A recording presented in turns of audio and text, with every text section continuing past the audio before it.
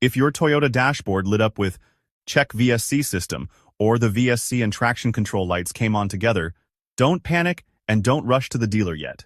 In this video, I'm going to walk you through the most common causes, starting with the one almost nobody expects, all the way to the ones most people jump to first.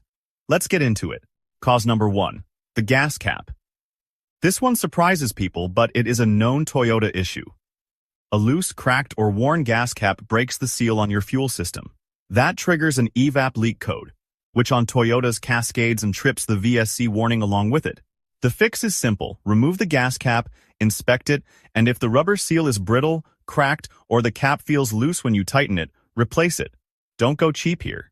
Buy an OEM Toyota gas cap or a quality aftermarket, one that matches your exact model. A bad $2 cap will just bring the light back. After replacing it, drive normally for a few hours and the light should clear on its own. If you want to speed that up, use an OBD2 scanner to clear the code manually. Cause number 2. Weak or old battery. A weak battery is a silent troublemaker in modern Toyotas. The VSC system relies on clean, stable voltage from your battery. When voltage drops, the system throws a fault, and the warning light comes on even though nothing is mechanically wrong with your stability control. Check your battery voltage with a multimeter. A healthy battery should read 12.4 to 12.6 volts at rest, and around 13.7 to 14.7 volts with the engine running. If your battery is older than 4 years, just replace it. It's not worth chasing the light when the battery is already on its way out. Also worth trying before anything else, disconnect the negative battery terminal, wait about 15 minutes, reconnect it. This resets the system, and in many cases of false alarms, the light simply does not come back. Cause number 4. Wheel speed sensor, ABS, or brake actuator. The VSC system works hand in hand with your ABS. It uses wheel speed sensors to monitor each wheel and detect when the vehicle is losing traction or stability. If one of those sensors is faulty, dirty, or has damaged wiring, the VSC system loses the data it needs and throws a warning. This is less common, but it does happen, especially on higher mileage vehicles or after driving through heavy mud or water.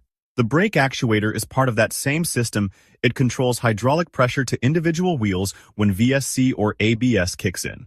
If the actuator is failing or has an internal fault, the system flags it and the VSC light comes on.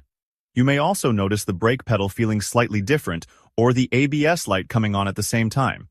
This is less common, but it does happen, especially on higher mileage vehicles.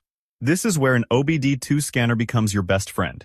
Plug it in, read the codes, and if you see a C-series code related to a specific wheel that points you directly to the sensor or brake actuator that needs attention.